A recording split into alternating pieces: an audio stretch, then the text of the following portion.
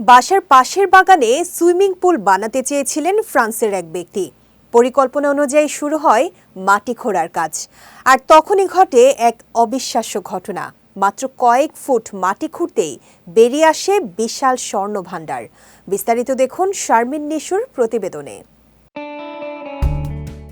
2025-এর মে মাস, মনোরম এক সকালে নিজের বাড়ির পাশের বাগানে সুইমিং পুল বানানোর ইচ্ছা প্রকাশ করলেন ফ্রান্সের এক ব্যক্তি।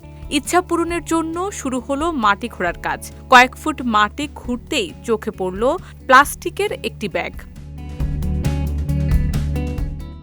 ব্যাগটি খুলেই প্রায় 10 কোটি টাকা মূল্যের 5টি বিশাল স্বর্ণের বার ও শতাধিক স্বর্ণ মুদ্রা দেখতে পেয়ে রীতিমতো তাজ্জব বনে যান সেই ব্যক্তি।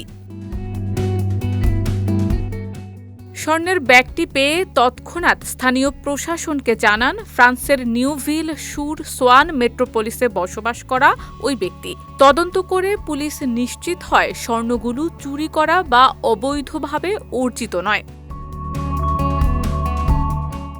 পুলিশে জানায় স্বর্ণগুলো বৈধভাবে অর্জন করা হয়। প্রায় 15 থেকে 20 বছর আগে এগুলোকে একটি রিফাইনারিতে গলানো হয়েছিল।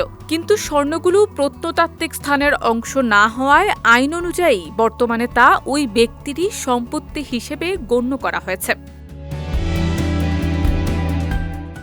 তবে এই স্বর্ণগুলো ওই ব্যক্তির বাগানে কিভাবে এলো তা নিয়ে রয়ে গেছে রহস্য।